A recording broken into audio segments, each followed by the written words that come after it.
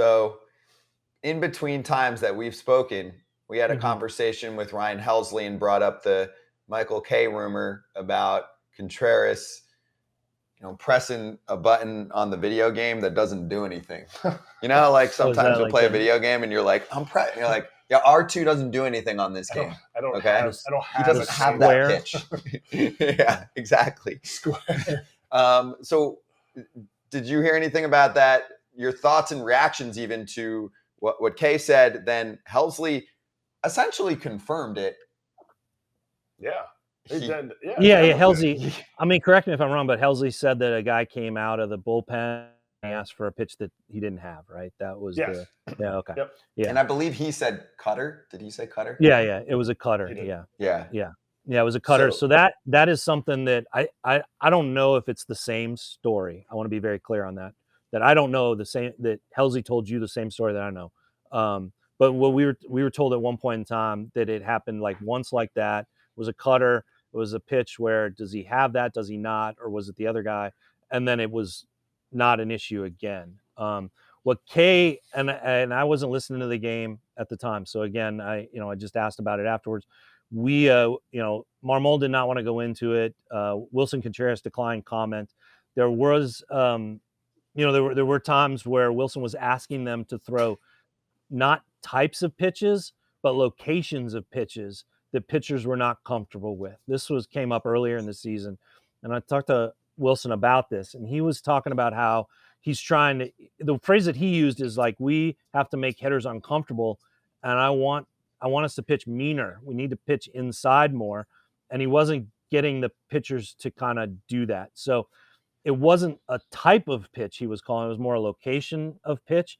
And some of this has all been conflated into the same kind of story, if that makes sense. There's I don't know, Eric, you'd be one to answer this. I've heard different stories throughout the years of catchers doing that and then adjusting real quickly. I also was told a story once by a rookie who I wish I could remember the exact pitch, but he said he went out on their mound. Yadier Molina put down a finger for a pitch that he didn't have. And he thought, oh no, it's Yadier Molina. I better make up this pitch. Is that what I'm supposed to do?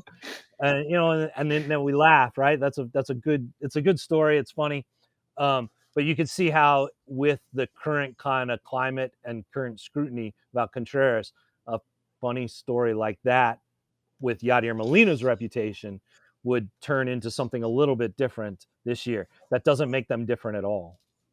Exactly. That is not, and so it's like, are they piling on Wilson because, well, this is an easy scapegoat? Because if I point all the fingers at him, wait a minute, there's three more pointing back at me.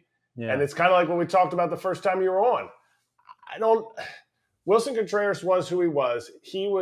If the Cardinals didn't know, I know for a fact, because somebody from the Cardinals that doesn't coach with the Cardinals anymore knew that Wilson Contreras was getting pitches called in from the dugout when he was catching for the Cubs. So the Cardinals knew this. They knew this coming in. Mo wasn't sitting there going, what do you guys think of this guy? Do you have anything? And they were like, oh, get him. This was an issue. But I think it's more of a blown up issue because of what the people around Wilson, on the staff, essentially, not just one person on the staff, but the whole staff in general, the organization was leaning on the Yadier Molina. And there's a lot of that.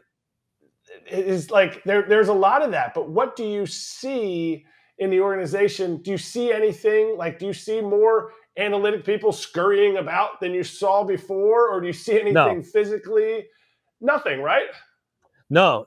I mean, look, you do see changes in how Wilson is caught. I mean, and you see sometimes where he goes back to where he's comfortable, whether that's one knee down or, where they talked about his position at the plate. I mean, they moved him closer to the plate in hopes to help to get that lower strike. They did a lot of things in spring to work with him, like behind the plate with positioning, even how he caught some pitches to help him with framing, right? Like glove up as opposed to thumb down.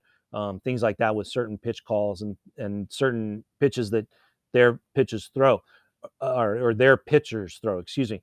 And then, early on in the season, one of the things that was standing out was they just were struggling strike pitches. They gave up just a bunch of home runs, a league high home runs. They still haven't really improved on that, but it's not as much of an outlier as it was early on. And you talk to the pitchers, and one of the things that Jack Flaherty said was, he said, we're having pitches that don't make sense. And some of that was the call, and some of that was the conversation that they later had with Wilson and with Adam Wainwright and all those. But some of that was the execution. And I do think in these conversations, whether it's what players have said or what broadcasters have said, and I try to be aware of this too when I'm writing and when I'm asking questions, is we also need to look at the execution of it. Like, try to not just see the result or look for the reason of, oh, well, that pitch must have failed because it was the wrong pitch call. Let's look at the execution of it. Look where the setup was. Look what was called. Ask deeper questions. Don't try to go like, all right, well, clearly it was the wrong pitch at the wrong time. Ask beyond that. And I think what we're seeing is just a lack of execution. The Cardinals know it. There's a lack of efficiency too with the starting pitching. It's really been what has cratered this season, to be honest. When you look at the offense, it's a top 10 offense by very many measures. When you look at the pitching, it's a bottom 5 pitching staff. It's a bottom 5 in a lot of different ways that you want to go. Strikeout rate being most what stands out the most. The starting rotation is among the lowest, right there at the bottom with other teams with losing records. So that's where it fits. The offense right now is an offense of a team that can tend the pitching staff, and it's searching for any sort of reasons and in some ways lashing out at the nearest target.